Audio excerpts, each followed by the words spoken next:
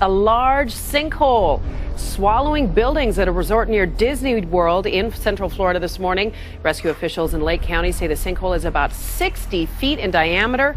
The sinkhole nearly devoured one three-story building and continues to sink another. It happened early this morning. 35 guests at the Summer Bay Resort were rushed out of the building to safety.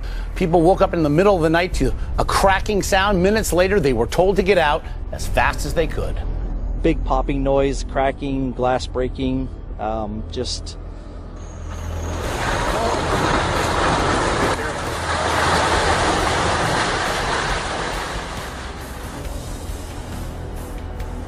The year's most powerful typhoon brings chaos to parts of the northern Philippines.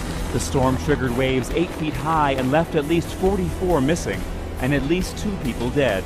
109-mile-an-hour winds toppled power lines, and heavy rain fell across cities and food-growing plains. Now that you can see behind me, there are a number of houses here that have been destroyed, but according to the municipal government of Casiguran, almost 80% of infrastructure in this town has been destroyed, including schools, including roads, and including houses. A woman waves for help as she struggles to cling to debris in the muddy, raging waters of a river in Isabela province. As yet, her fate unknown as the swollen river swept her along. Typhoon Utor is the most powerful to have hit the Philippines this year, and it's also being described as the strongest so far anywhere in the world in 2013.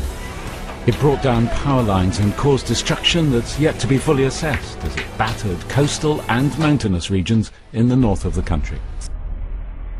Japanese children cool off at a water park in Tokyo as a heat wave sweeps the country. Parents say the unusually hot weather has made it difficult to find outdoor summer activities for their children. Residents in the southern Kochi prefecture sweltered in temperatures of 41 degrees Celsius, the highest temperature since records began in 1872. South and the east, it's been a record heat wave that is continuing right across some of those provinces. The highest temperatures nationwide are expected today. Weather forecasters have issued highest level hot weather warning for the 19th consecutive day. Harvest prospects are looking grim in Zhejiang. The sizzling heat has wilted most of the crops in the province. Farmers are already reporting record losses. The heat has also been blamed for the death of fish in local fisheries. Zhejiang, Anhui and Shanghai have seen record temperatures this year. Shanghai is experiencing a 140-year high of 41.2 degrees Celsius. Parts of the Philadelphia area are recovering from severe flooding. Heavy rains turned some streets into temporary lakes on Tuesday, stranding some motorists. High water was the hazard at a golf course. The search is expected to resume this morning for a teenager who was swept away in the rushing waters of a creek. 4, 5, 6 inches of rain fell in some areas, and now we are seeing the aftermath of that. After this storm that was much stronger and much wetter than many expected.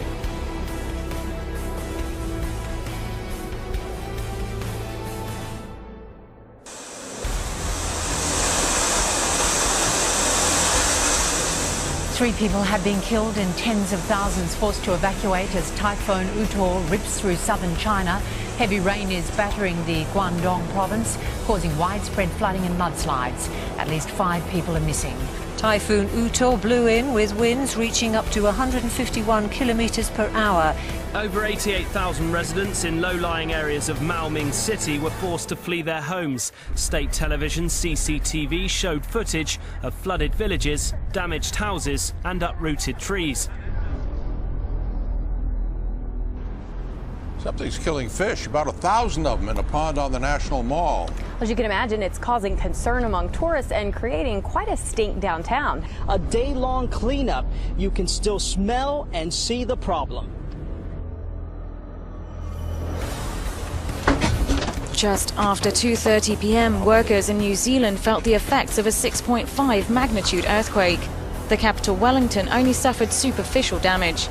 The epicenter was further south in Seddon and struck at a dangerously shallow depth of 8 kilometers, similar to the tremor which devastated the South Island city of Christchurch in 2011. As I say, thankfully no injuries, but some people, we understand, were trapped in elevators for some minutes, which must have been terrifying. Air and rail services are suspended while officials check tracks and runways for damage. There are also widespread power outages across the north of the South Island. Homes destroyed, families stranded, road links and bridges washed away. Torrential monsoons and flash floods have hit Pakistan's Punjab province.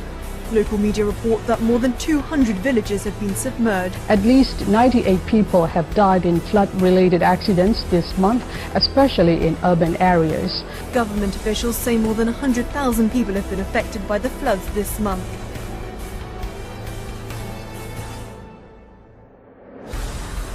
Growing battle against fierce wildfires burning in the west. In fact, as we come on the air tonight, 38 large fires across 10 western states. In one fire, they're going from house to house to get families out. Idaho's Beaver Creek fire. They began knocking on those doors in the middle of the night as that fire tripled in size. The erratic winds whipping those flames into tornado-like fire whirls. This wildfire has consumed more than 100,000 acres. It is a massive blaze, roughly the size of the city of Denver or Detroit. With drought conditions burning fires hotter and faster than ever before, crews face new challenges, protecting homes encroaching on dense forest land. There's a lot of narrow gulches in this area with homes built right through the middle of them. Just incredible fire behavior with our fire crews in there trying to protect those structures. The Beaver Creek fire has devoured nearly 100,000 acres since last week, and the nearly 700 firefighters there still have a long way to go. Another 1,000 firefighters are pouring in. 42 large wildfires are now raging in 11 states, from Alaska down to Arizona.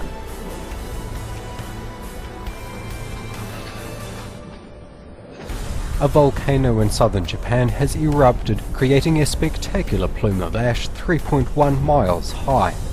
The ash cloud from Sakurajima, an already active volcano in the prefecture of Kyushu, is the highest volcanic plume ever recorded for the volcano. The local meteorological observatory in Kagoshima says the eruption began at 2:41 Eastern Daylight Time, with the large plume of smoke rising over 3 miles above the crater.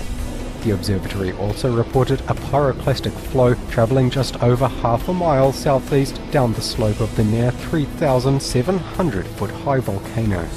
Local residents in Kagoshima City held towels to their mouths and wore masks to protect themselves from soot and ash as smoke temporarily filled the streets. The eruption also created a small flow of volcanic material up to 1 kilometre from the crater. Believe it or not, it was the 500th eruption of this volcano just this year.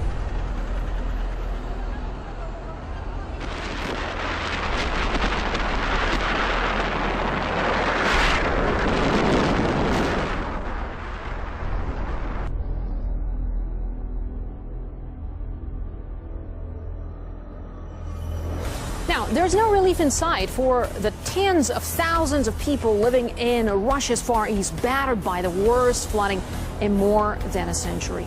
Water levels have already broken a historical record for the region, and they're expected to reach the peak only by the middle of the week.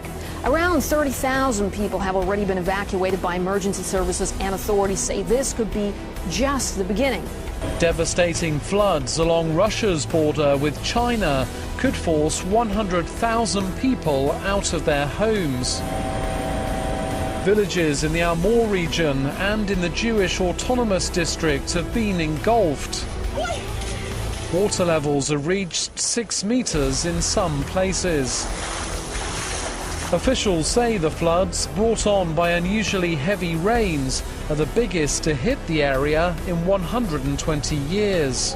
The Amur River near the Chinese border burst its banks after heavy rain.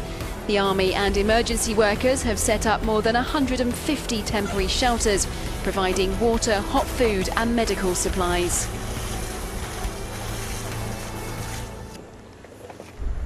China is used to flooding at this time of year, but this is said to be the worst for decades. 6 regions have been badly hit by heavy rains, 3 in the south and 3 in the northeast, where scores of people have been killed. At least 91 people have been killed by floods triggered by days of heavy rain in southern and northeastern China.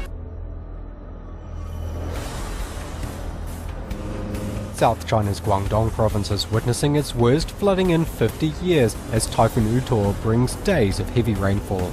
Torrential rains since Thursday morning have swollen reservoirs and the Suijiang River, with water covering roads and submerging croplands. Floods have destroyed dozens of homes in Huaiji, a county of about 1 million people. Guangdong province has been worst hit. Typhoon Utor landed here last week. The heavy rains that followed brought chaos.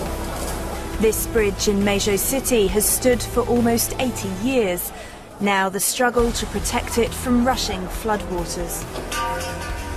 Repairing damage on this scale is likely to be a long and difficult process.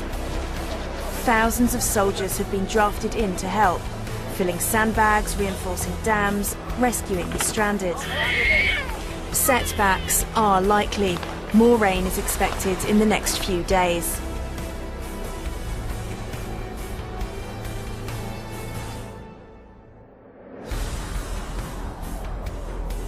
Experts say they won't be surprised if White Island erupts again in the coming days after the volcano coughed into life this morning. This sped-up camera footage captured a column of steam towering 4 kilometres into the Bay of Plenty sky. Sightseers on a trip to the island also had a good view of the action and took these pictures while on the water. The volcano's been rumbling away for about a year, and today's eruption follows seismic activity yesterday under the island. Volcanic alert levels were raised soon after the eruption.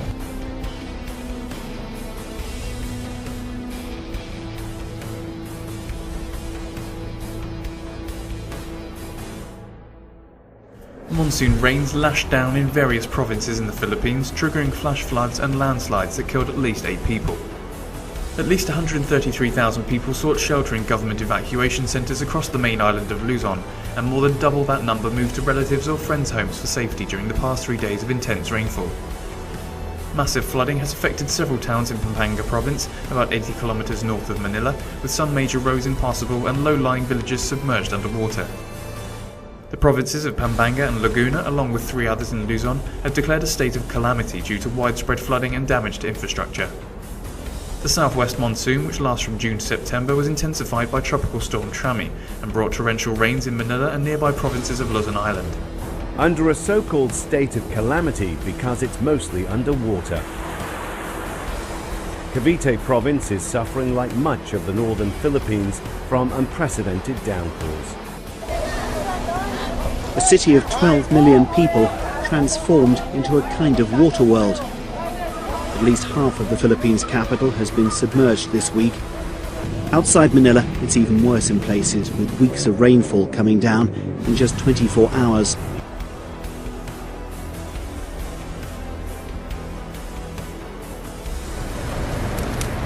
Portugal has requested help from Spain and France as wildfires cut a swathe of destruction across central and northern areas of the country.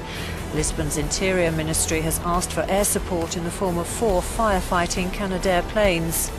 Around 1,300 emergency personnel are on the ground battling more than 275 blazes, thought to have been caused by soaring summer temperatures.